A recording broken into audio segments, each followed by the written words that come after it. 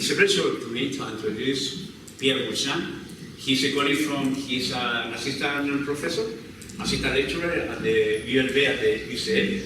He plays a very important role in studies with our colleagues, particularly with Bernard Remain, on pursuit emotional synchrony demonstration, but also collective memory. And I asked to Pierre that I expect that he becomes an external researcher of our group research. He asked to Pierre to give a general presentation of all their studies on collective memory. And please, Pierre, you are welcome. Okay.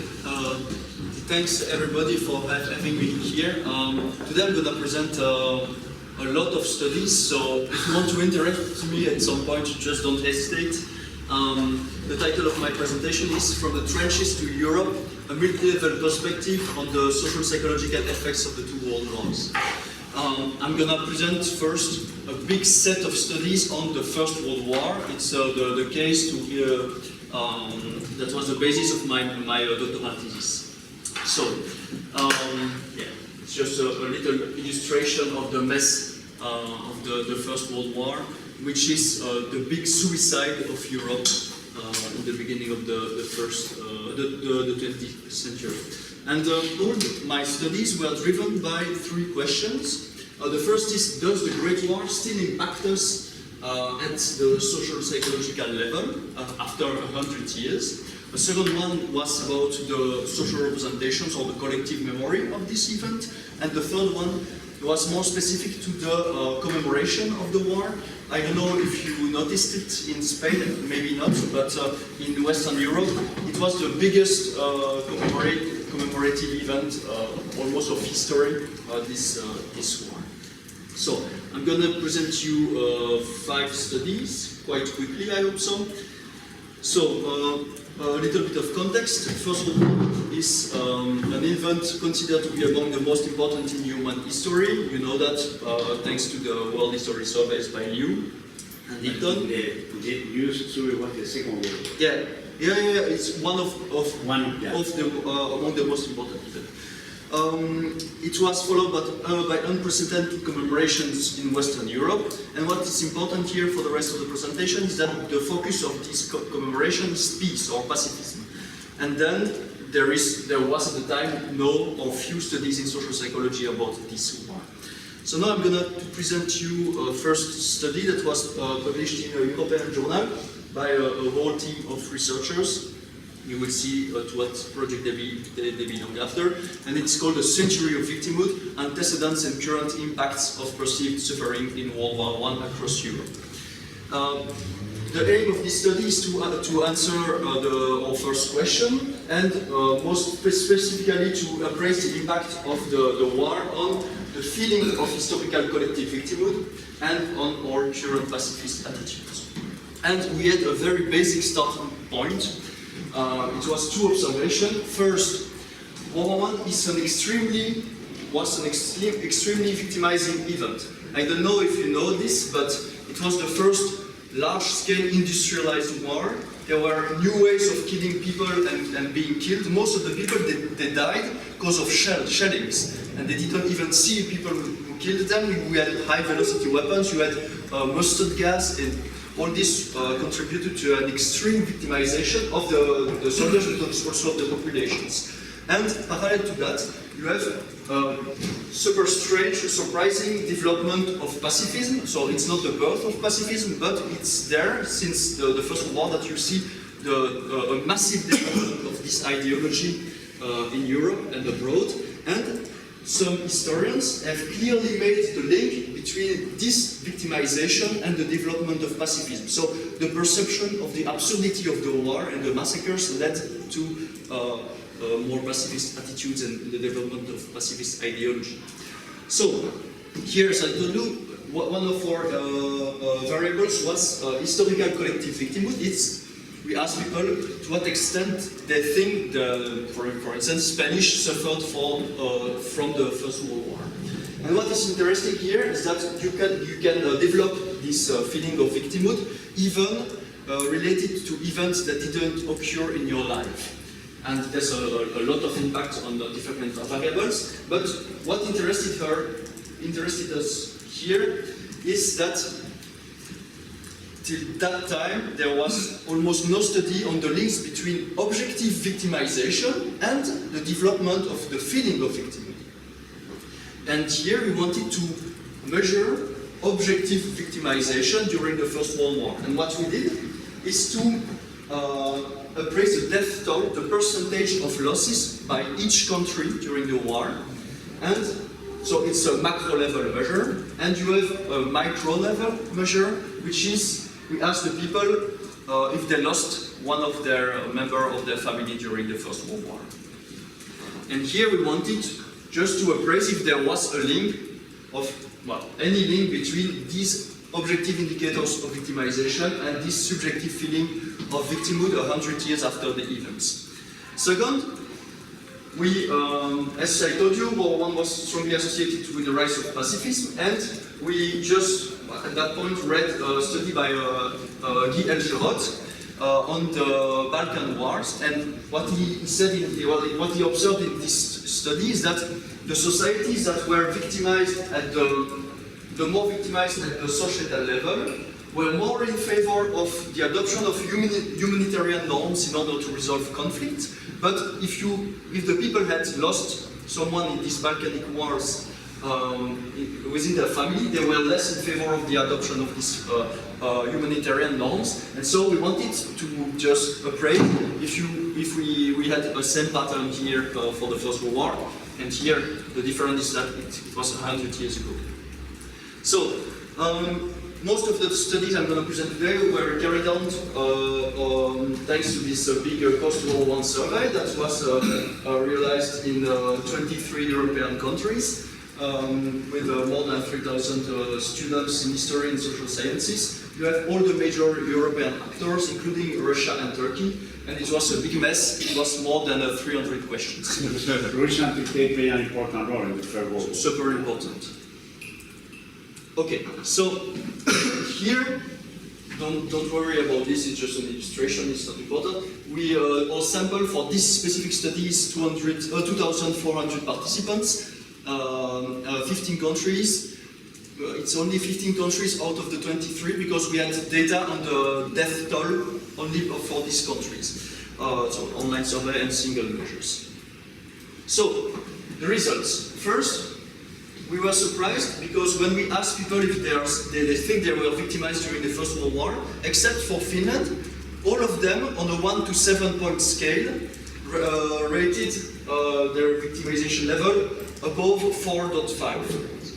But what is interesting here is that when we use multi-level analysis, we see that both levels of victimization positively predict or are positively correlated to the feeling of victimhood.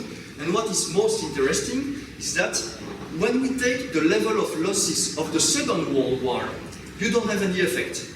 So it means that the feeling of victimization related to World War I is predicted by the death toll of World War I, even if none of us have any idea of the death toll of our country during the First World War. And it's not predicted neither by the winner or loser status. In the First World War, not the Second World War? No. Even did you check also no, the Second World War? not for the Soviet, I have to check. So, well, the most interesting result is here. Actually, we find a similar pattern than Elcherot. So the more the society suffered, so the more the Belgian society suffered, for instance, it's totally the opposite. Yeah. So the more your country suffered, the more you will be pacifist 100 years later, but the more you suffered in your family, the less you will be pacifist.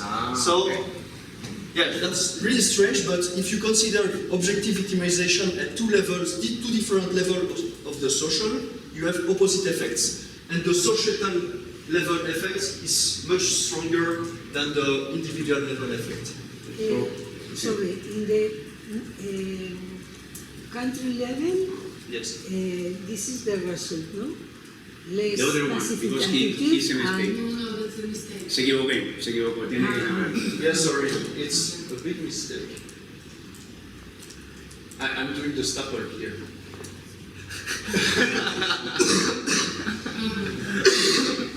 Now you have changed the matrix.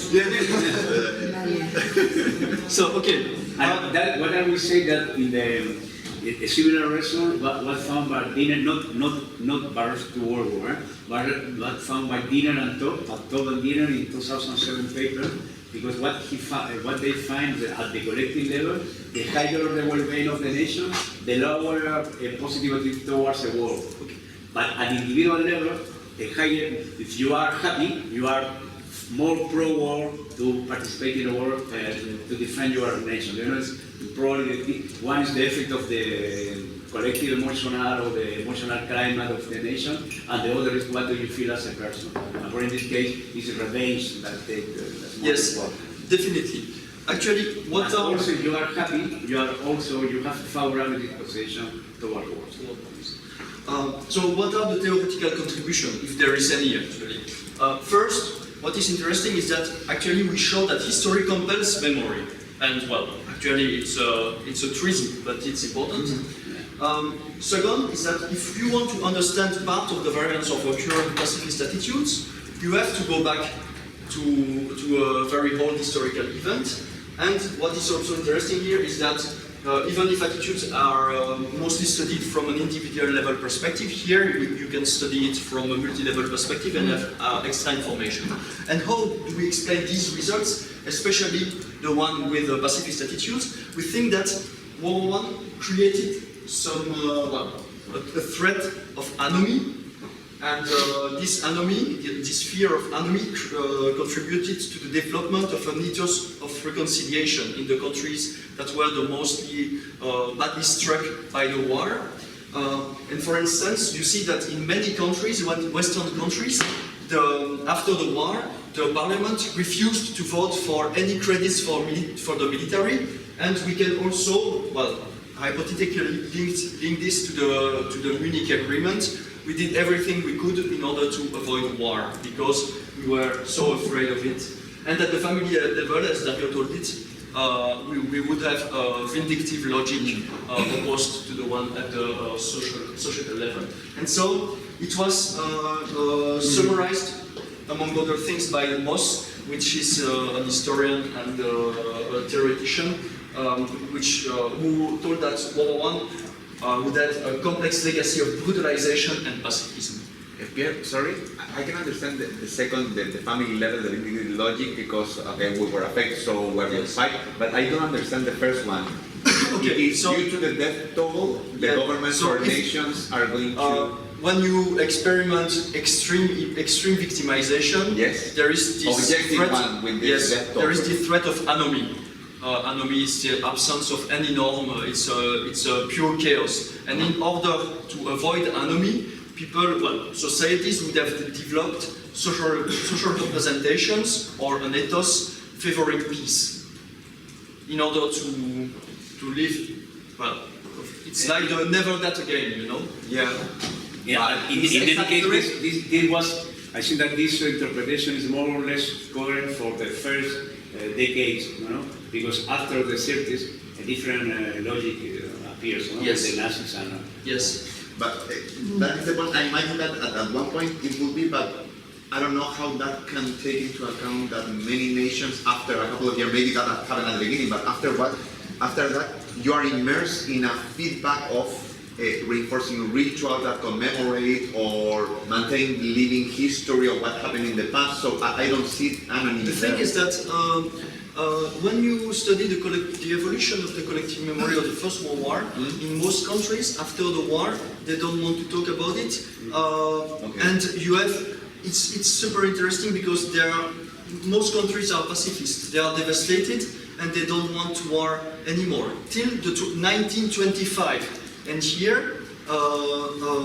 you have a turning point in the evolution of the memory, and in the 30s it changes also, but it would take time. But maybe we can discuss this after because I still have 80 slides. Okay, 80, yeah. Sorry. There are Romania and Poland are there. I'm gonna have to check. Because I'm thinking because we don't have Romania, we have Poland. Poland has a war with the Soviet Union, and also Romania. They take a pro-war attitude immediately after the First World War. Yeah, you're right. against the Soviet Union, and I'm going to discuss that after. Okay. So, here, well, if you want to answer to this question, okay, does it have an impact after 100 years? Yes, at least some impact. Now I'm going to switch to something totally different. It's a bit funny, but it's some work we did with Valérie Rozou. And it's about how do we represent war today, and we adopt here not at all a psychological perspective, but a historical, political, and philosophical perspective. And it was written in a chapter that is called Recounting War to Build Peace, a comparative analysis of the First World War memories. He offered the book, I have the book.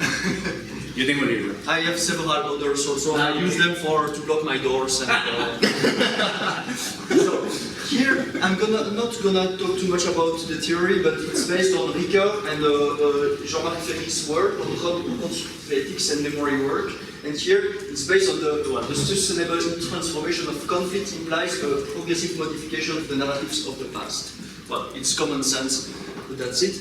And here, what we did is that we compared two pairs of countries, first France and Germany, and we compared them to the Serbs from Bosnia and Serbia. Okay, and we have a bit more than 600 social sciences students. And here, what we did is just to take some descriptive statistics about some key indicators. First is the perceived level of responsibility of my country during the First World War. And here you have each time France, Germany, Bosnia, and Serbia. And here you see that France and Germany, they perceive a high or quite high level of responsibility of their country in the outbreak of the war. Even if Serbia and Bosnia and Herzegovina, they don't perceive it. But if I remember well, it was in Serbia. Yes, of course. The war began in Serbia. It was a South Bosnia. The French have a high level of responsibility. So here, you have an acknowledgement of your responsibility. Second, perceived violence of World War I soldiers. And here you have my country soldiers, and here you have the enemy soldiers. For France and Germany, the enemy were as violent as my soldiers, which is a common sense. But here, of course... No, it's not common sense, it's again the common sense. Yes. Because the common sense is the... Yeah, it's the Soviet. Yeah. And here, of course, you have a high level of violence of the enemy, but a very low level of violence, or average level of violence. In the midpoint, I suppose, yes. What to say. Of our soldiers. More or less, yeah. Okay. It's interesting, because I think you mean the common sense, the construction of a pacifist common sense in France and Germany, but not in Bosnia and Serbia. No, this is the construction of pacifist current common sense. Yeah. But probably even in the 50s, I suppose that the answer Germany and France will be the same. Yes, totally. And we're going to talk about that later. So, no, collective victimhood and acknowledgement of victimization. So I suffered from the other countries, and the other countries suffered from me. Here, you have similar level in France and Germany. But here, of course, you have the feeling of having suffered a lot, which is true. Almost 30% of the Serbian population died. Between 17 and 30%. And here, you didn't victimize the other countries, of course not. And the victory was very high in the First World War. Yes. I was not aware. Serbia was terrible. And what is even more scary here is the current collective victimhood. So do you still suffer from the First World War? Here, very low, and here it's higher. So it's above the midpoint of the scale. Okay? So it was just descriptive. And so with Valérie, we just try to propose an interpretation of that in terms of reconciliation. And in France and Germany, you have, right after the Second World War, you have a new context. You have a new enemy, which is the East. You have the perception of the necessity to ally in order to resist to this enemy. You have also perception of economic opportunities, and you have a multi-layered approach. You have individual persons that created bonds between the boundaries, association, but you have also very important key characters. So De Gaulle and Adenauer, for instance, with they take each other in each other's arms. It's a very big symbol. You have the Élysée Treaty, a lot of commemorations. You have Arte, which is the TV channel, a joint ministerial meeting. Arte is a TV channel that It was created in the beginning of the 90s by France and Germany, and it was a two-country TV channel. You have youth program, you have common, well, no, it's a big change, but now you have, for a few years, you have had a common history textbook between France and Germany. And you have also the visual meter now with gold about Each time. textbook from. Yes, You since have a picture. since the Gaulle and Adenauer, all the presidents, they take each other in the arms or in the hand. And so here what we see is that they found a common language about the past, but not a single shared narrative. On the opposite, in Bosnia and Serbia, you have post-war distanciation between the communities. Official discourses aim at reinforcing nationalist narratives, emphasis on victimhood, concealment of the embarrassing past, you have that in all the history textbooks, and willingness to erase any positive memory of coexistence, even if these people, they coexisted for centuries together under the Ottoman Empire. And so you have the reject of any common approach. You don't have data for Hungary, Poland. I have Hungary and I have Poland, but because here I suppose that the profile will be the same. that's possible. I have to check that. But after you will see that we will talk about these countries. So here, in conclusion, very quickly, in order to have a reconciliation, but it's also common sense, you have the need for a perception of economic gains, but also you have to perceive the necessity to reconcile. You won't reconcile with your enemy if you don't perceive the necessity. Second, there is a big role of the leadership and the legitimacy of these leaders. And third, it's a timing which is super important. Here we count it in terms of generation, in the case of France and Germany, and the case of Bosnia and Serbia, it has been like less than 30 years since the last massacres. Okay, so now it was totally outside psychology. I'm gonna now switch back to psychology and social representation. It's a small study we published in the Journal of Peace Studies, so Peace and Conflict. It's called 100 Years After, What is the Relation Between Pacifist Attitudes and Social Representations of the Great War? And here, the question is that how do high pacifists and least high pacifists represent the Great War nowadays?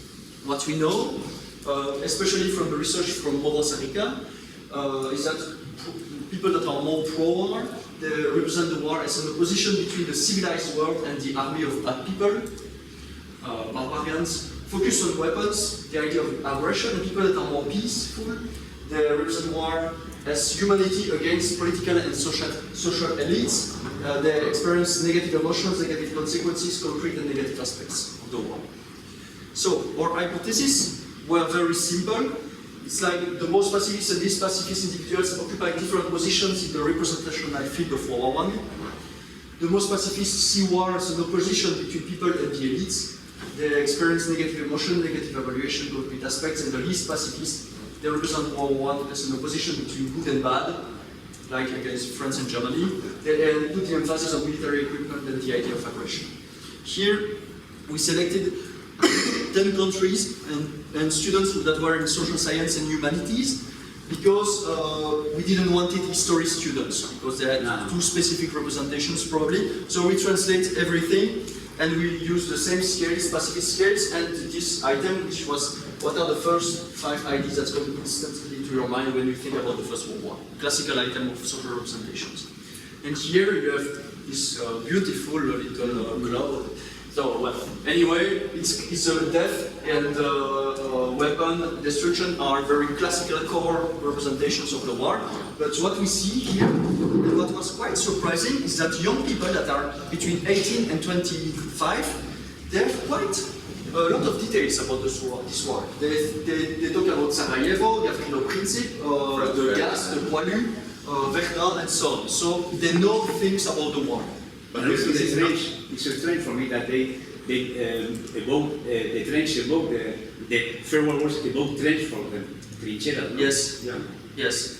In Chile as well. But this is not segmented by the more practical. You're gonna see that now. Okay. So when you do a lexical, when you are interested in the lexical classes, like the Tech and the stuff, You see 7 lexical classes, which are grouped in 3 big classes. It's normal that you cannot read it. I'm gonna do it for you. I'm doing the Stapo also. So, the first thing is that, which is quite surprising, is that you have a lonely class, about 15% of the information, which is a Serbian class. It's all the items are linked to the Serbian experience. You have the Princip, Salonika, which is in Greece, but a very important front for the Serbian army, Cher, Kolubara, Albania, Austria, Hungary, Corfu, Golgota, which are all words which are linked to the Serbian experience. So Serbians, they represent the war differently than any other Europeans.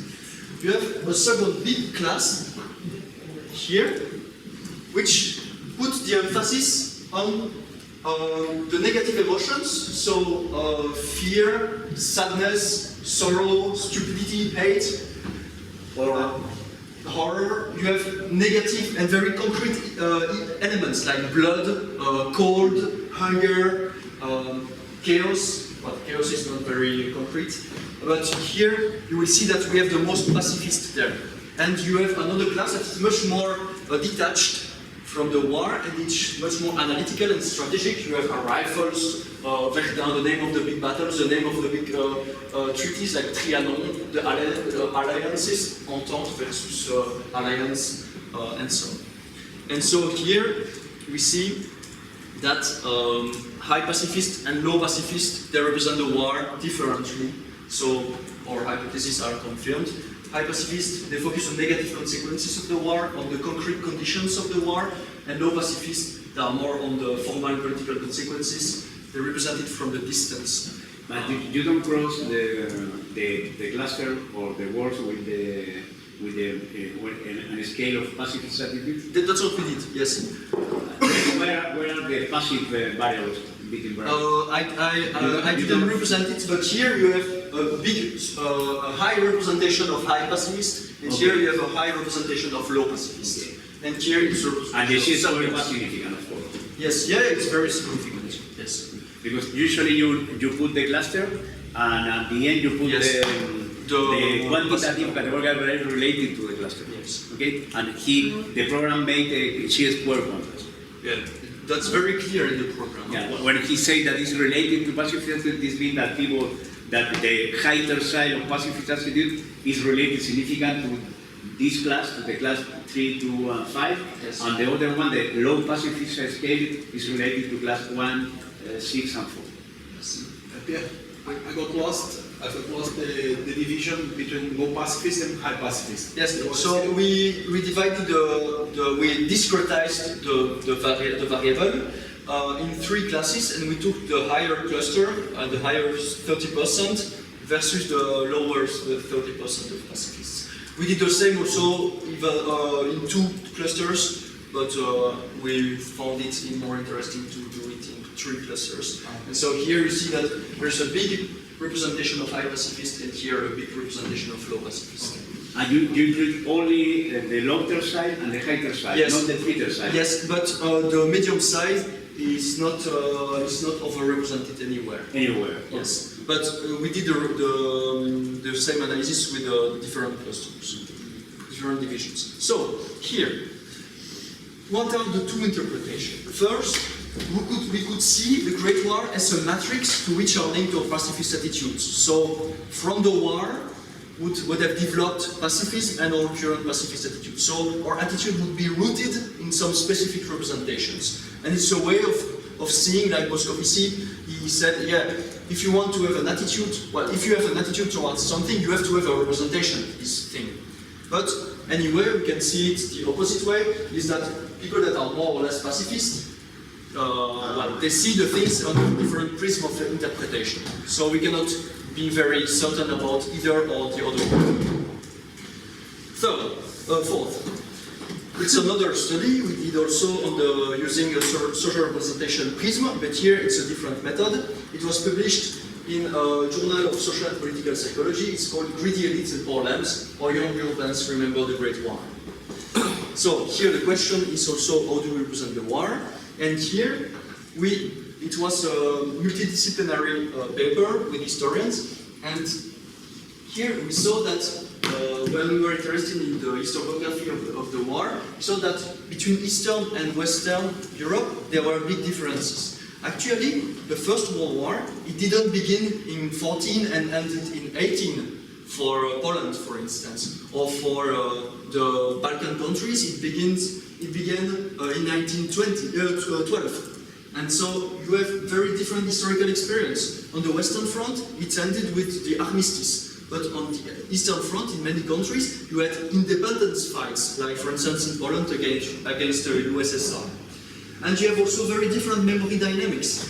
In most Eastern countries, you had a repression of this First World War memory that was associated to imperialism, so to Tsarism. And so people, they couldn't commemorate officially in many countries this war until the 90s. And here also another important thing is that you have a vanishing of the communicative memory, and you have a globalization of the cultural, so given the pure globalization. So here, we were interested in 20 countries, people from psychology and social sciences. We asked these people to answer to what extent they thought 14 classical reasons were responsible for the outbreak of the war. We choose these classical reasons with historians. So I'm going to talk about that, well, present them later. And you had also questions about the perceived involvement of the masses and elites, like the frontline soldiers versus the staff officers, and the masses, the peoples, versus the politicians and the political leaders. And here, we ranked the results by country. You cannot read it, it's normal, I'm gonna present something here after. What I just wanted to stress here in this slide is that when you rank it from the highest rank to the lowest rank, you have a super similar pattern across countries. Here it's all the different samples, all the different countries. And here it's the reasons that are perceived as the most important in the outbreak of the war, and here it's the reasons that are perceived as the least important. And they are classified, well, they are illustrated by different shades of gray. And here it's maybe a bit clearer. We subdivide also the countries in terms of their alliances and between East and West. Well, the results are very strong. But here what we see is that we clearly see an opposition between the willingness of the leaders to reinforce their power, the egoism of the national leaders and nationalism, versus misunderstanding between people, willingness of the people to fight, and chance. And actually, we see that most countries, they do not represent the war as the opposition between Germany and France, or the need for raw materials, but they represent the war as an opposition between the elites that are super responsible for the war and the peoples, the masses, that are not responsible at all, which is not at all true historically. And this distinction, it holds across the status during the war, the date of adhesion to the EU, the fact that you come from an Eastern versus a Western country, the GDP, the democratic index of your country. We have something similar with other questions. Here, for instance, we have involvement. To what extent did your soldiers or your officers were involved in the country against their will? And we see that in every country you have a clear difference between front troops that are considered involved against their will and staff officers. And you have the total similar pattern when you talk about the civilians, like political elites versus masses. So here we observe the similar perceived importance of World War I between East and West. So it was contrary to our hypothesis. We have an interesting set of representation, a vertical structure highlighting the responsibility of the nation's leaders and minimizing the wants of the people. And we have also a strong homogeneity of the representations across countries and no effect of EU membership status during World War I and so on. Pierre, why did you say that the second block minimizing the role of the people was not true historically? What do you mean by the role of the people? So in the beginning of the war, in the very first days, and even the very first weeks, you had a super massive popular backing of the war. people, they wanted to. What we don't understand here is the willingness to go to war, the perceived positivity of war. It's an ethos. We know we didn't know war, but we don't know war for 100 years here. But at the time, people thought that a good war is sometimes good, in order to resolve the problems. And so at the beginning of the war, you had a clear popular support for it. But after a few weeks, and a few days and a few weeks, when they saw the people that were cut in half, all the terrible things of the war, the popular support dropped a bit. But during the whole war, there was still a support in many countries, till almost the end. Also, sorry, put the reasons, because also what is interesting is that what is the more macro-social explanatory, and within bracket for me, two variables like economic context, imperialism, colonialism, ideology conflict, they are in the middle. They are not so low and important and misunderstanding with the Europe, but they are, for me, are the true explanatory values. They are more or less accepted. But it's true that what is predominant sort of representation of elite versus masses. Yes, and our interpretation of that is that maybe, remember Malinowski myth of interpretation of myth, maybe we could represent war, the Great War, as a negative myth for today's Europe. So, war, it was a mess. It was Europe's suicide. It was the masses' suicide.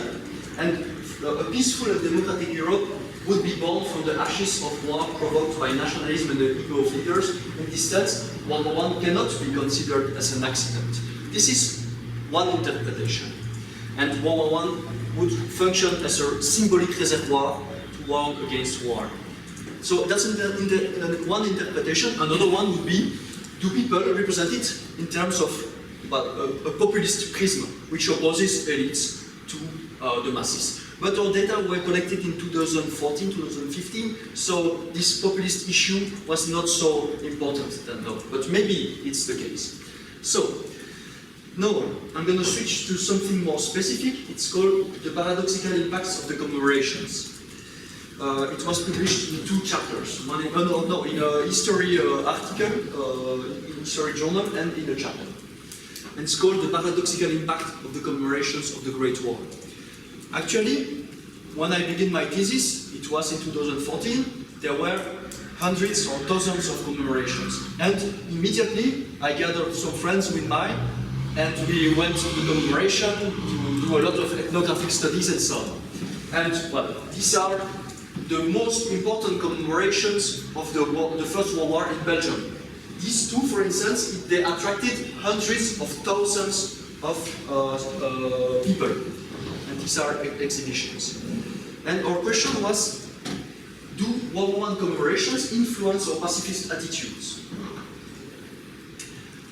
I can recall you that the main roles of commemorations are in terms of collective identity, so reaffirmation of value, the essence of the group, and so on. It's also to pay a tribute to the fallen, but now there is another role that is super important, it's tourism and economy.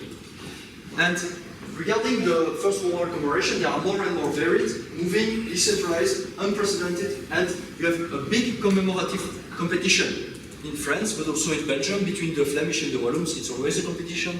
Well, actually, the Flemish do the competition with the Walloons don't do the competition with the Flemish, but that's it. And our rationale was that, as peace is the core value of all the commemorations, we would just expect that after the visit of an exhibition or after a commemoration, you are more pacifist than before. It's very simple. So we did 2 studies on the biggest exhibition, and it's an exhibition in Brussels.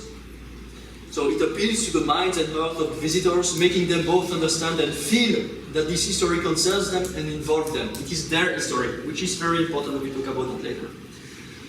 We asked secondary school students, French-speaking and Dutch-speaking, because it was a bilingual, multilingual exhibition.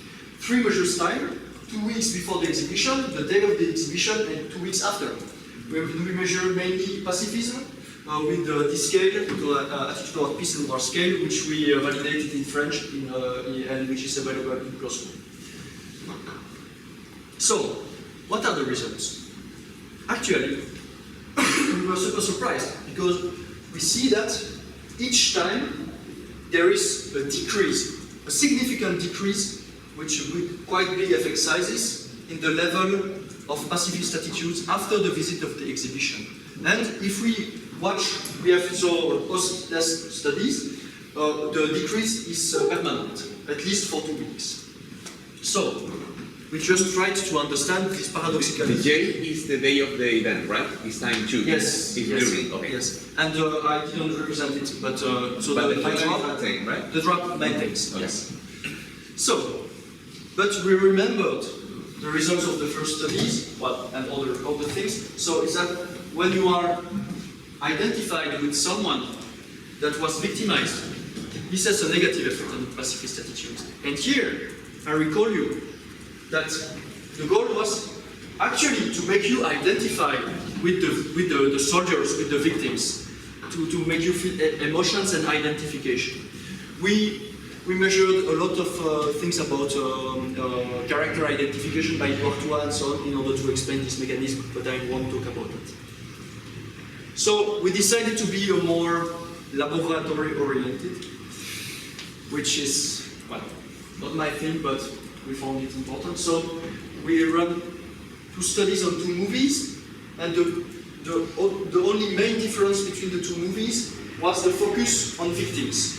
You have the same narrative in the 2 movies, and here you have a movie with a weak focus and another one with a strong focus. And we just exposed students, university students, to these movies, so 2 weeks before and just after the movie.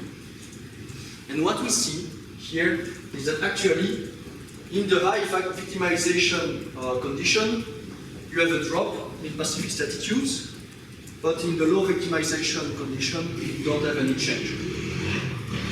So, what did you? Yes.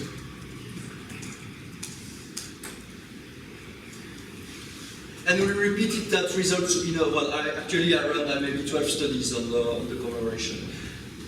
So what did we learn from these studies? Sometimes you have a paradoxical impact of the commemoration because they gave millions of euros in order to foster peace. But actually, people, they are less peaceful, they are less pacifist after the main commemoration. Relatively less, because the answer in the scale is in the pacifist side. Yes. No? We created a common indicator. Okay.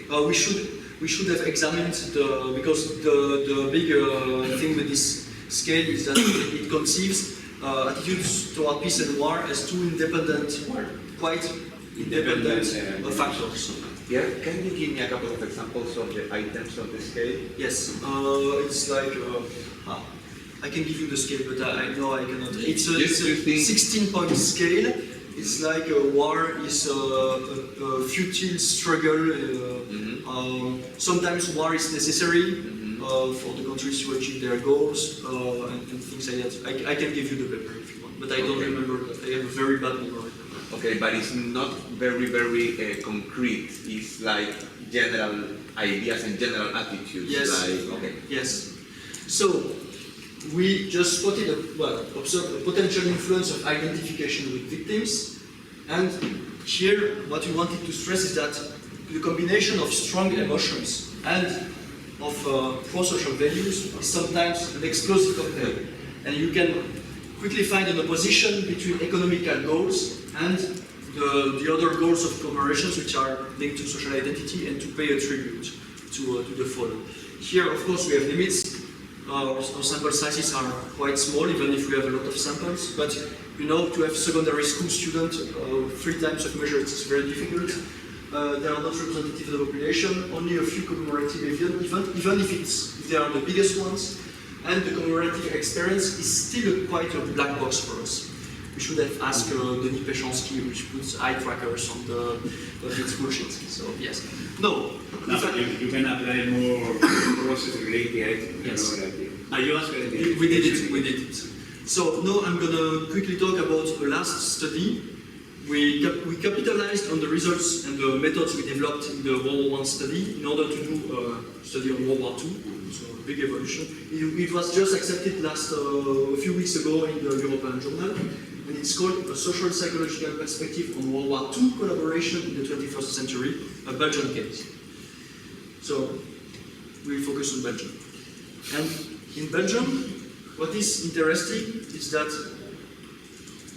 memory-wise, we think that the Flemish collaborated with the Germans, which is true, and that the Walloons, the French speakers, they were resistors. But actually, there were as many acts of collaborations in the two communities, and maybe a bit more resistance in the Walloon side, but not so much.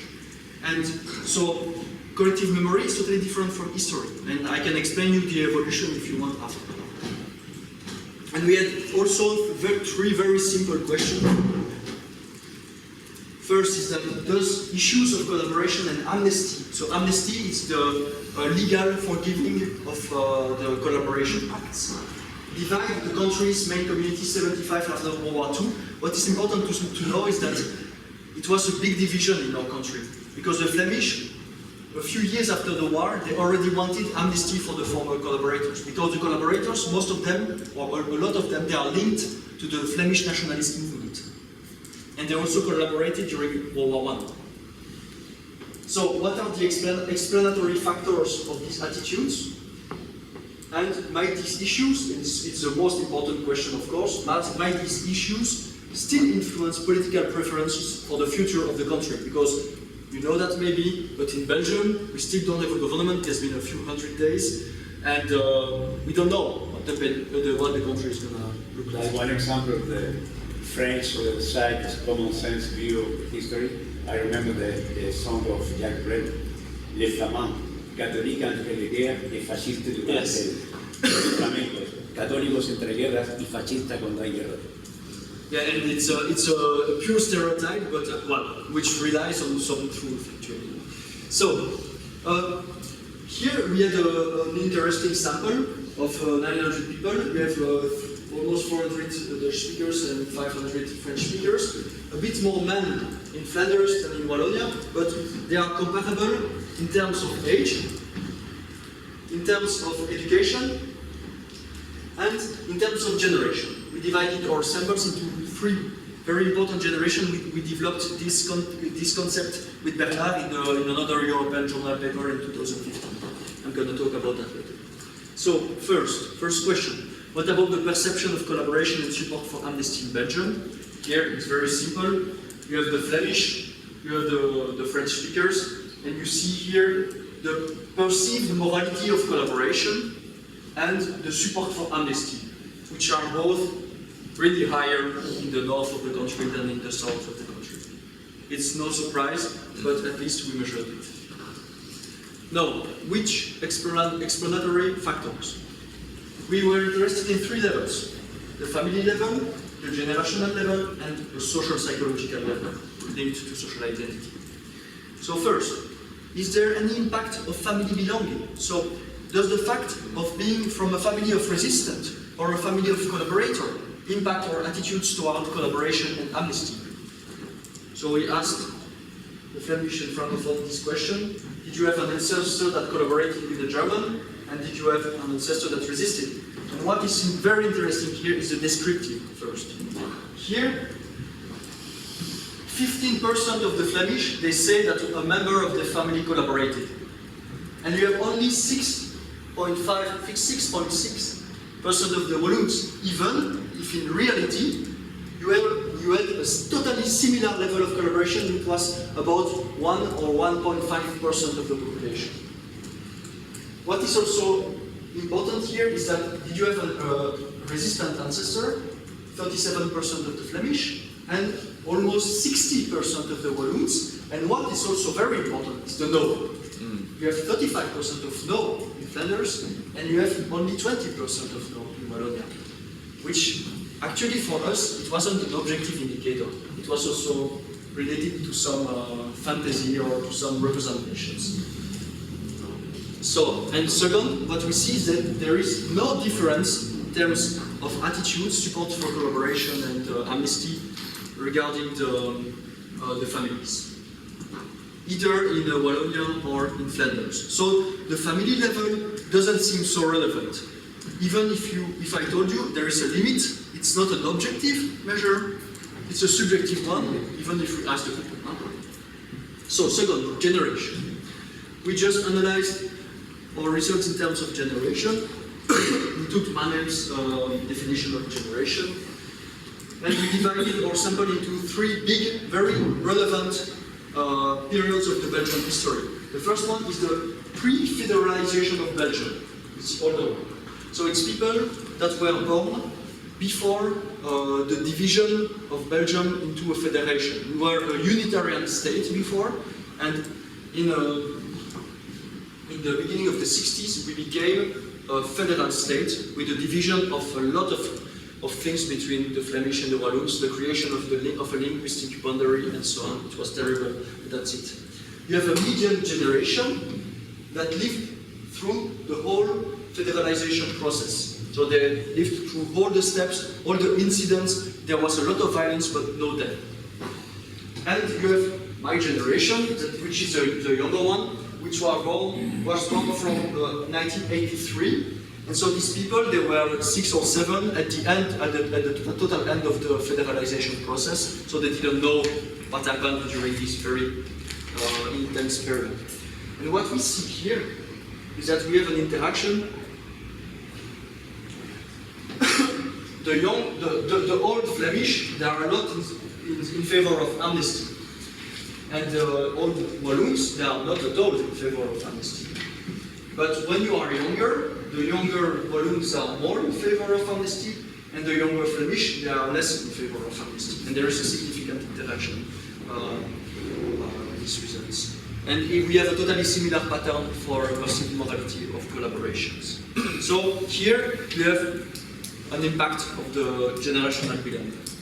Last but not least, identification. So we were interested in the identification with Belgium and identification with the linguistic community, so either Flemish or Walloon.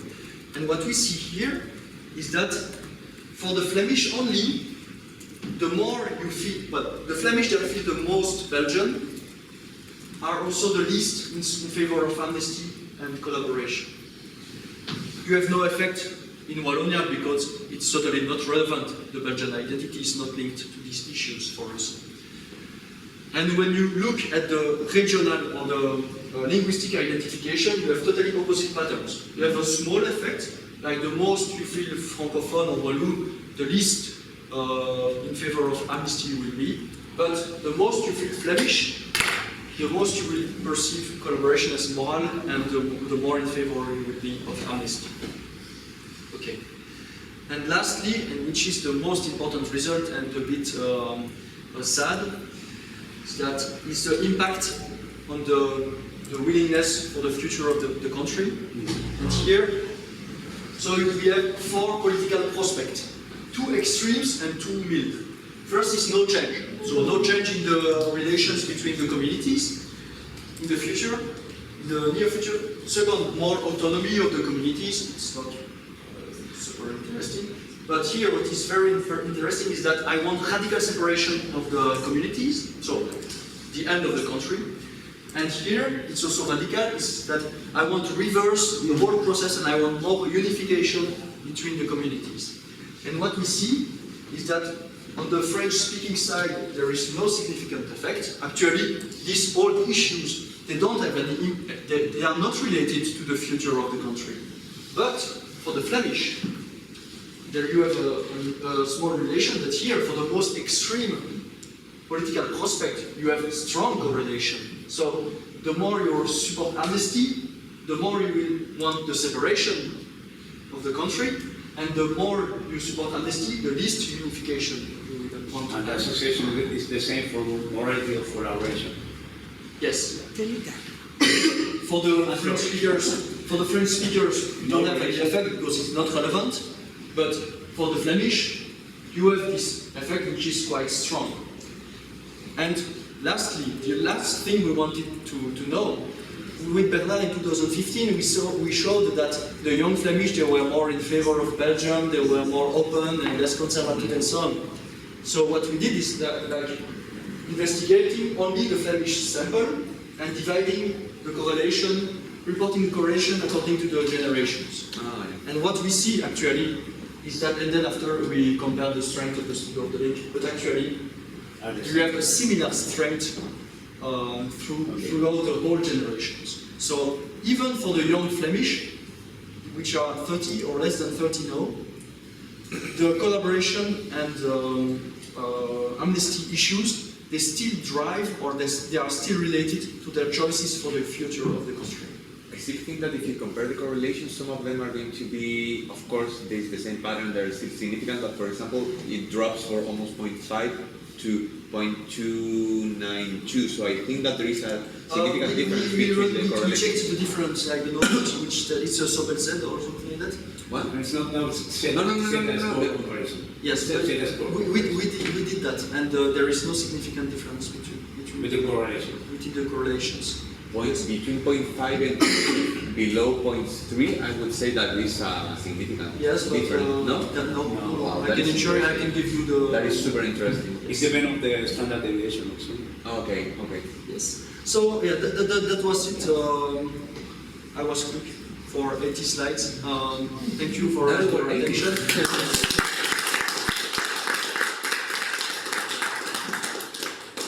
Okay, congratulations. Wow, you are very clear exposition. Anderson, what the and put there Anderson because to appear in the video.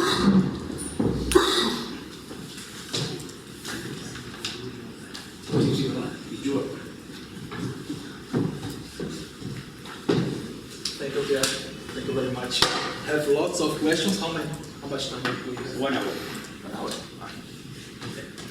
Now, when we're supposed to leave for the lunch? At around, we have to be there at 1:15, right? 1:15. Something like that. We have 1 hour. I will ask you without any order because, but Sorry. This is Anderson Matias, our doctor, a PhD, that made his PhD dissertation on quality measures. First, about the study with the two movies about the victims. You said that you have some explanation about the emotions, because one is low focused on the victims, but the other is strong focused on the victims. But I didn't understand if you have any measure of emotions like anger, if it is the anger responses or revenge responses and so on. I can answer right now. Yeah, of course. Okay. So, But probably put there to appear in the video. Put together. so the thing is that, as I just told you, we were also interested in the potential mediators or explanatory mechanism of this study, and so we also measured a lot of variables related to what they call narrative persuasion paradigm that was developed also by Huartois from this team. Juan Huartois from San. And so we measured identification with the character, with the main protagonist. We measured a lot of emotions like anger, joy, and I think it was maybe 10 emotions. We measured engagement in the content, cognitive elaboration, and so on. But we didn't find clear patterns. We see that emotions have a mediating role in almost each case, but it's not the same emotions each time. So there is a role of the emotions, and identification with the individual is also a role, but it's never clear. And the thing about the narrative persuasion paradigm is not so strong in all these studies. We measured that in many studies, but there was not a clear pattern each time. Even if we think that at least there is some emotions that are a key mechanism in this relation, we think that we should have measured maybe the something more related to the victims, or the feeling of being a victim when you go through this commemoration or something like that. Probably what you can do is to carry out the meta-analysis integration, because of the low sample size, it's not clear that the same emotions appear with the same weight all the time, but probably if you make a meta-analysis, you can see more general trend. Sorry. Oh, that's okay. Well, a second question, maybe about the political, not the political position, kind of left or right, but the political context in Belgium, because we have the Flemish and the Walloon communities, and I would like to have more explanation about the left and right inside this community. For example, we have in other countries, the left wing, they are more international, more open to the globalization process, for example, and the right more nationalistic. Is that true in this? So thank you for your question.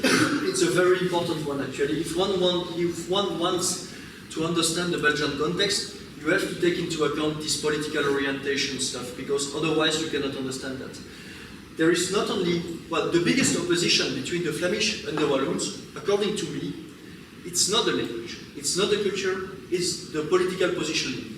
The Flemish, on overall, almost, 53 to 50%, so 43 to 50% of the Flemish, they vote either for a strong right nationalist movement or the far right.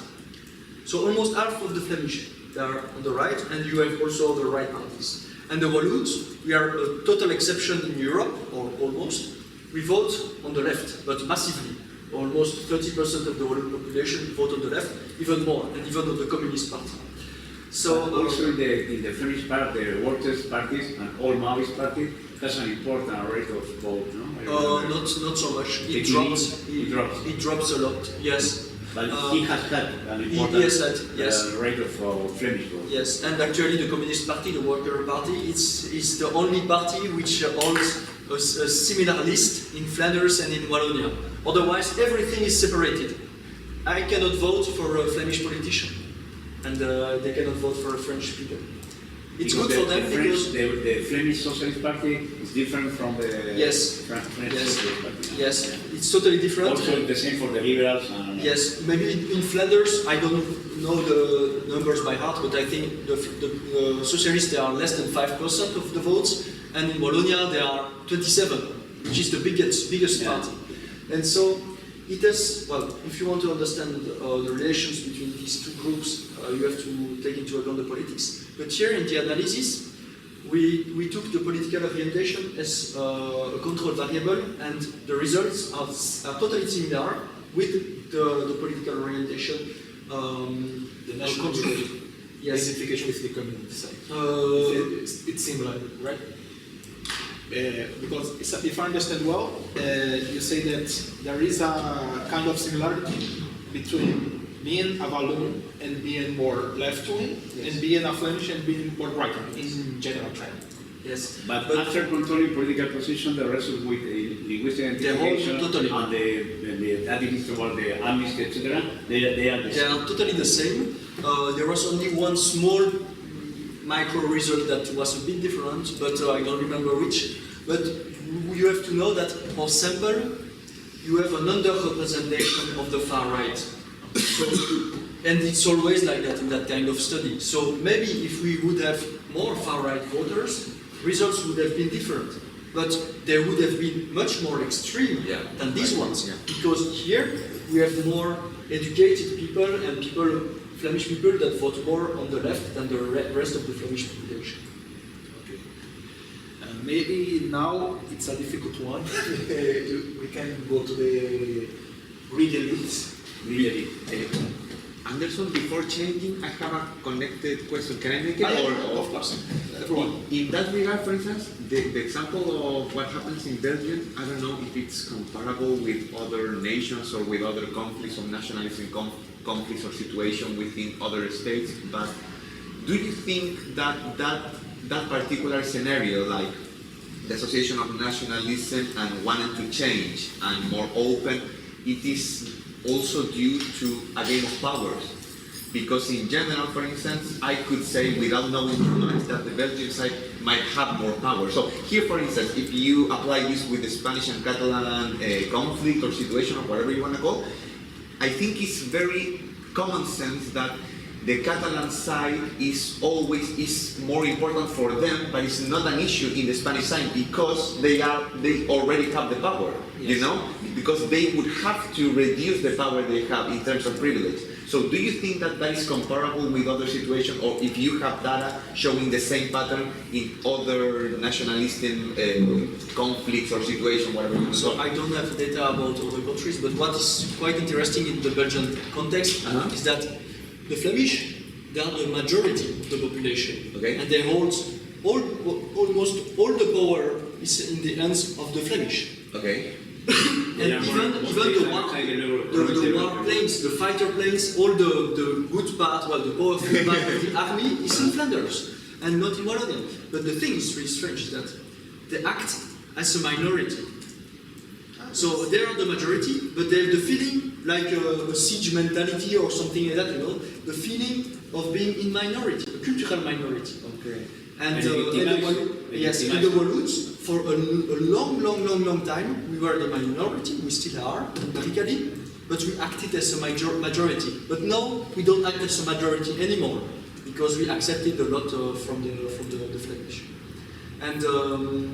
And so, what is interesting also is that Flemish now, they don't have anything to gain from independence, because they have almost everything they want from the country.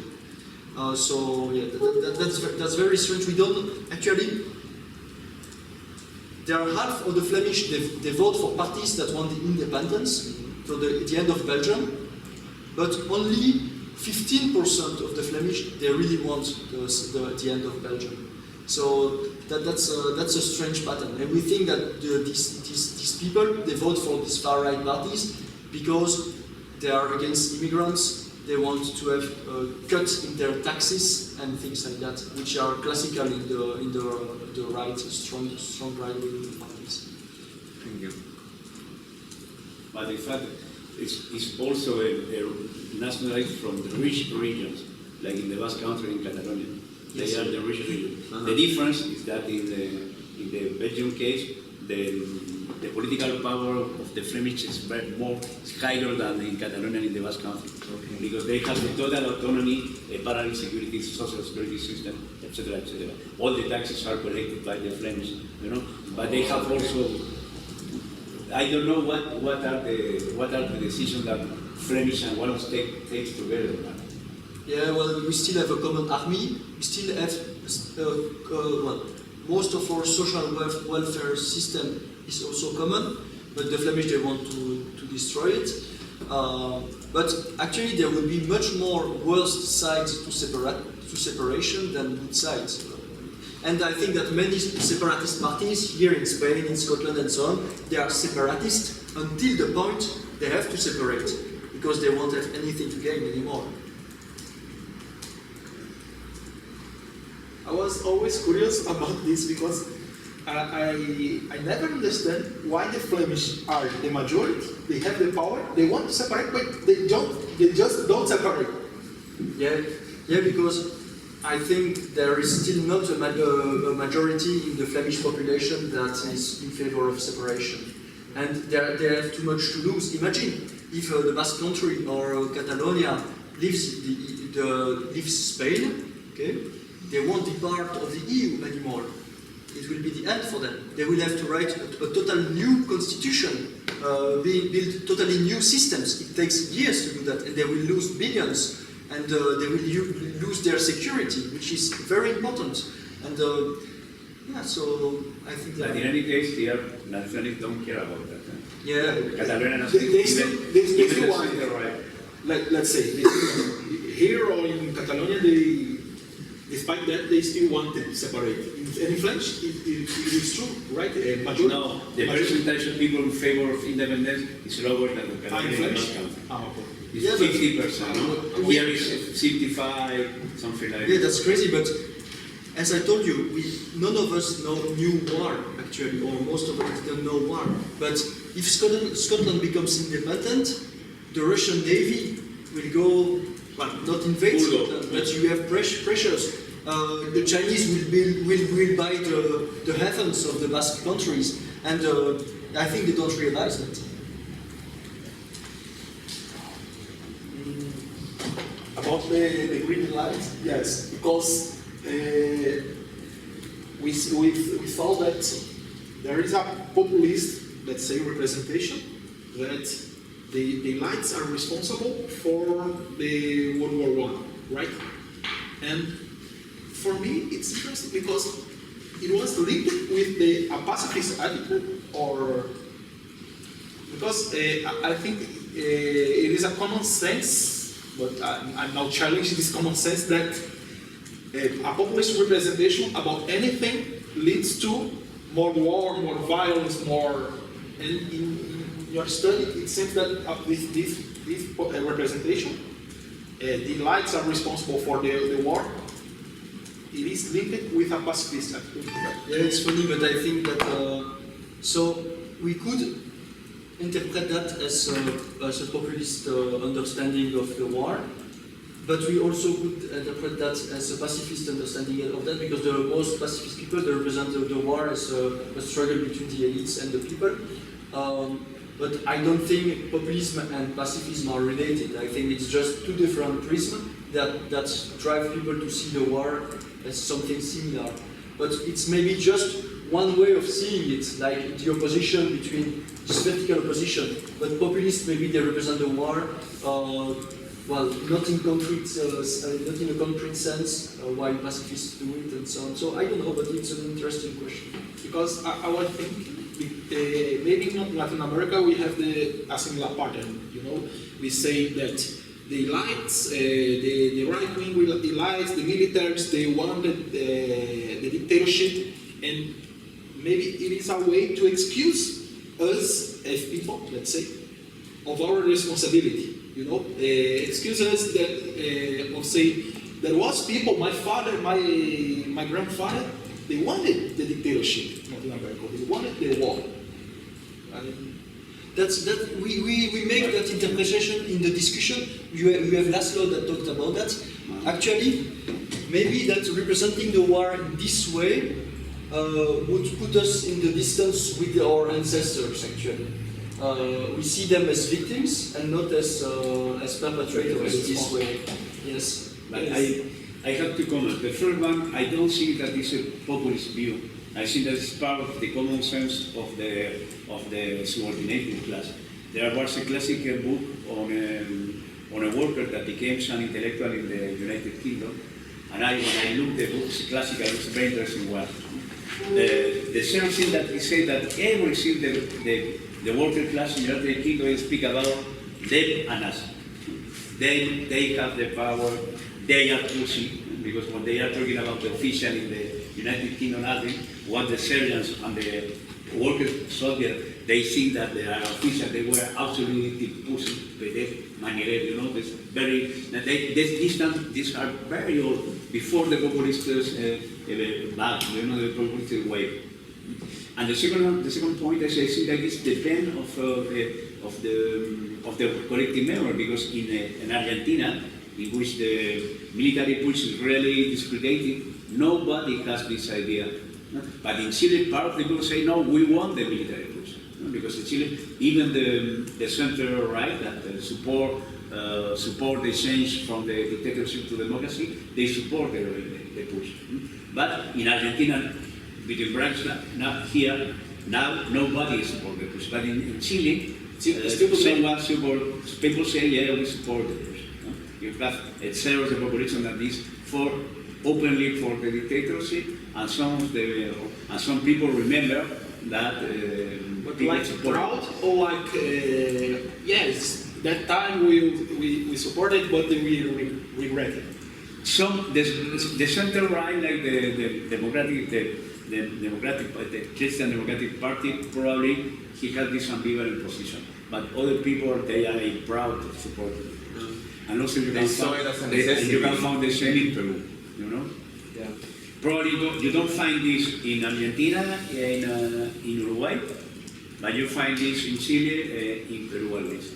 And in Paraguay, because most of them, now the current government is related to the old dictatorship faction. No, it's not a clear trend. There are different trends, and it's related to what is the dominant collective memory. Yeah.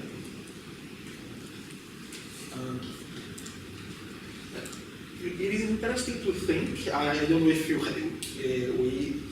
connected the dots, but between the representation about the World War I and how the World War II, the experience of World War II, may have changed or may have impacted this construction. You know, because in some countries we had a shift of side, for example in Italy. In others we have, I don't know, for example in German, maybe the between wars period was very, you know, intense, and then dropped the pro-war representation.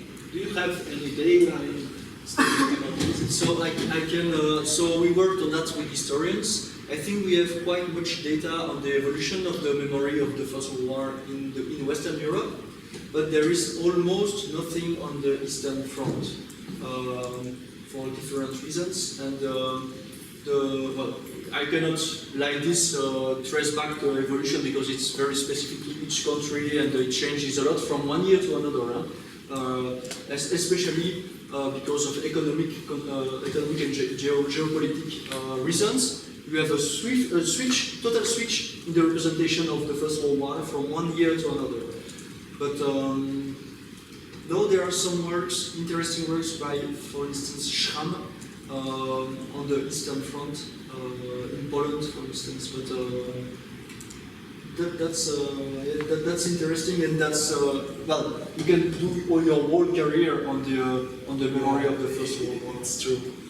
It would be interesting to check between East German and West German. I will check if there is some study about this, but it would be interesting because the post-war was very different in East German and West German. But the main difference is that the Nazis became communists in the area, and the Nazis became Christian Democrats. The main difference. It's a cynic comment, but I don't see that it's so different.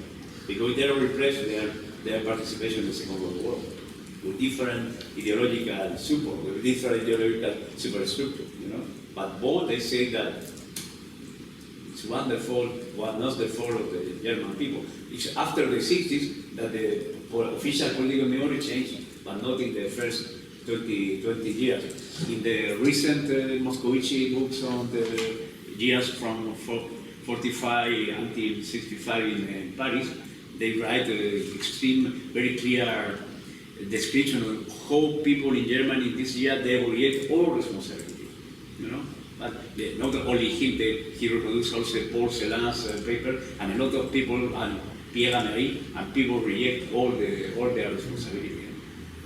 Not only there, they are also in the West German side. For me, for instance, the Hungarian, the Polish cases, and the Baltic states cases are very interesting in terms of historiography, and the Finnish case also, because there were these wars of independence against the USSR, that was sometimes, for instance, in Poland, it's a very important decisive event, which now is very important in the collective memory, but they were suppressed. So what is interesting is that by which way people avoided the repression and what kind of commemoration did they put in place during all the communist era in order to commemorate this first independence period, for instance. And also it's because in the Ukrainian case, in the Baltic country case, in the Romanian case, not in the case of Poland, in all this case, they repress the important participation of local population the Holocaust and Oh, also in the the war Soviet against War, the retirement. In fact, Romania was also I learned with the Moscovici, Romania taking a great quantity of their Jewish population, but they themselves, not because of the German, no, there was the Nazi German that eliminated the Jewish Romanian population, but the Roman, the same people that they are. But I don't know if you read Caput from Malaparte. Yeah. He talks a lot, but he writes beautifully about the involvement of the Romanian troops in the pogrom in Russia, in Ukraine. And so on. But also the Ukrainians were involved. Yeah, They oh, were, so- yeah. so- In some part, if anyone have any question, if anyone has any question, please. No, I have a comment because you can of course. I think that the issue of the commemoration is very important because what we know we need to relieve the loss, have a clear view of what's happened, but to forget the anger and forget the hate. And I remember my experience with my kids when we go to the Chilean Memory Museum. That describe the repression, in fact, and some of the opposition to the repression of the dictatorship. But they don't open to the future, you know. And what happened was that the two twins, they become outside in a sort of, they said, we need to kill all them. Said to kill all these disgusting people that torture. You know, what this position created was an angry reaction, and they became, we can practice rebel. Of course, because they don't need the real actual situation. They don't know that it's very difficult to kill people. They don't know it's very difficult to be a successful terrorist group. You know, but the fair reaction was to say, we need to take revenge. But for me, I think that the new museography that put the emphasis on the lived experience, on the identification, on the strong emotion, it's not easy, you know, because before it was really easy. You just presented some items like it was nice. You had a small description and so on.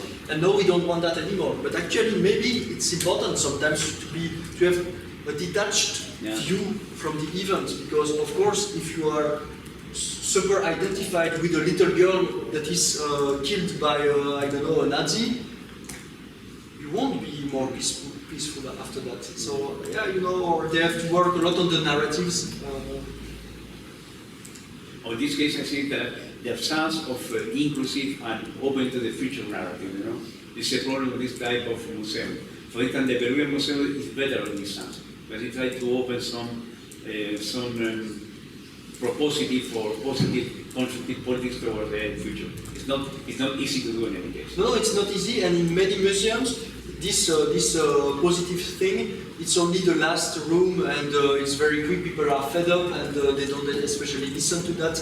And actually, it's a complex narrative. So yes. Yes, I have also a second comment, because it is true that at the beginning of the Third World War, the one important topic or theme is that all the social democratic parties that were pacifists, they changed from one day to the other. They support the war in every war.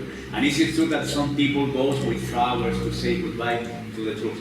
But also historians are discussing, because apparently this wave of enthusiasm was more relative than, and of course the wave of enthusiasm as usual was more far stronger in the people that were not in the front. And there are classical studies also from the Second World War that people that are more pro-war, are more militaristic, they are not people that are really fighting. They are the people that are in the country, not directly involved in the war, you know? It also happened in Colombia, with the most affected areas by the conflict are more prone to that's also a good example. Yeah. The people that were more have a tough position against the guerrilla, but people that live in the big cities. Exactly. They don't suffer deal with directly. war. But they suffer, but not. At the beginning of the first study, I'm going to go back once again. I'm really sorry about the ethos. I wanted to ask you whether you have. It's nice to see that the death toll predicted the pacifist attitude. I wanted to ask you whether you have some kind of measurement of the amount and the frequency of rituals in every country, this sort of commemoration, whether they affect or not, because I still having a couple of problems in identifying that hypothesis. I would say that maybe it's the way nations commemorate that and how they affect within time and so forth and so forth. And for that reason, like the German example, for instance, like they pay socially, they pay within their nation the cost of what they cost, if you want to call it, and they did their job. So for that reason, they are more pacifist maybe now. And that is the way I could see it. And I don't know whether you have a measure. I don't know. You know, only for finding the death toll in these different countries, it took us weeks because I had to ask historians from all the countries to have a reliable measure. So only for the death. So the commemorations, I couldn't even give a number or a map from Belgium because there were hundreds of stuff. But of course, there are probably hundreds of mediators and moderators of this relation because you have something that happened 100 years ago and something now. But in one collective memory seminar, the people have your idea. And for instance, Bernard said that he gave clear data for France, but not for Belgium. It's not that easy, but because the European Union have an official record, but they don't find. For instance, Bernard said he find for France, but not for Belgium. One indirect proxy could be like watching, like in the past 20 years, how many war-related holidays are in the calendars. For instance, even though that they change, many of them, they say like, this country have over the past 4 years, for instance, or the past 20 years, they have like 11 days that they were assigned, directly and indirectly. That is a way of relating rituals as well. Yeah, look at the calendar. Exactly. yeah, but for instance, in Belgium, on the 11th of November, it's a holiday in Belgium, but no one cares. There's of course. nothing. It will be indirectly. And in Poland, for example, there's the Independence Day, you know, so it's like it's mixed with other things also. Yes. Yeah, for that reason, it's completely indirect, but it's pretty objective in the measurement at least, because it's a raw number. And I'm interested in seeing that. I don't know. And also, for the same study, and maybe from other studies, have you analyzed the missing cases? Because I imagine that emotionally, for some samples, it could be a little bit difficult to answer some questions, and the rates of saying no or leaving in blank. It would be interesting to measure whether they have like indirect emotional reaction to the question that you are asking. Yeah, I didn't do that for this big survey, but I could do that with the Belgian and collaboration stuff because we asked well, all the questions were mandatory until the collaboration and amnesty questions. Oh, okay. And so we have a big part of the Belgians of the sample that didn't answer to that. Yeah. That would be super interesting because do some comparisons. No, because this is the weight zone hypothesis of social representations, that people are reluctant to give anti-normative answer, and they prefer not to answer this. I think that this was a clever hypothesis of Gimeli and Deschamps, to look at la zona que no habla. Exactly, yeah. Not only don't answer, but people that don't answer this. Exactly. Particularly in these conflicting topics, because I imagine that it's easy to project your own identification and social identification. Some visuals also are more popular. Sorry, because alguien más quiere hablar porque aquí no, los machos beta no han dejado hablar. Sí, porque ya no. You like to be an alpha. We are zeta alpha. Chicos, ¿nadie tiene alguna pregunta o comentario? I was just wondering if collective victimhood how was it related, the subjective one with pacifist attitudes? If could there be a mediation? I didn't watch that. No? Yeah, But, You know, because they both are positively related, right? To collective victimhood. So what happens there when you do a mediation? If you have a mediation, Yeah, that would be it would be. interesting. Yeah. We also had other analysis about acknowledgement of sufferings, which were moderated by the identification with EU or something like that, but it's in the paper, but I don't remember. We didn't use this, and it's really interesting actually, but we used the ROCA scale identification adapted to the nation and adapted to Europe. And we also differentiated between the glorification subscale and the attachment, classical attachment subscale. Even if we didn't ask the glorification for the EU, because no one glorifies Europe, I think. Well,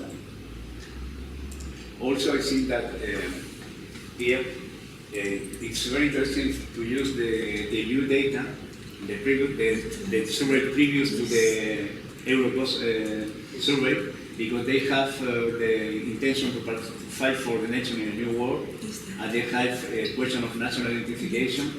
No? You know, it's more related to Second World War, but they also the question of the importance of the Third World War. If you ask to Laurent to add the French data, you have most of the country, you can run the same analysis, but related to the pro-war. That's interesting. And I have also I gave you the data, you need only the Delicata data from France. I will ask it, but I have also this question of willingness to fight for the And you have also? yeah, in the Holocaust. Yeah. And what happened with this? I don't know. We didn't use it because it was a single item, and we preferred. It's usually single item. Yeah, true. And we also have this on the new thing we did with Hilton on the European History Center. Okay. So I should check that. and Pierre, since you have data of the backlashing effects of exhibitions, for instance, or how collective memory change, or so forth and so forth, what will be like your personal proposal in order to establish some guidelines to have some exhibitions or commemorations about rituals? In the example of Darío, for instance, in Chile, it's pretty hard, that museum, you know, so maybe it's good on the one side, but it could like backfire for attitudes to the future. So what do you think are the elements that you would like to see in commemoration and exhibitions or rituals about wars in general? I think that I would have to think a few hours in order to understand to your comments, but I think something important would be to present several narratives that are not exclusionary of each other, but just making people aware that there is one reality, like there is one history. I hope there is no historian here, but there is one history, like objective event. But you have different narratives about that that sometimes may be very different. But I think it would be interesting to shape some narratives which are not excluding each other, but that would be one thing. It's just popular education, just making them understand that people can have different interpretation of a similar event. That would be something. But I think an important focus should be made on the narrative, much more than on the heuristic emotions, identification, and so on, you know. So I would be much more content oriented, but informed of narratives, than only interested in the emotions and the money, actually. Yeah. But I would have to think a bit more, of course. Sí, claro. ¿Qué pregunta quieres hacer, Marcela? Sí. In 5 minutes we need to leave because there's someone come here. Ok, pues si no hay ninguna pregunta más, un aplauso para...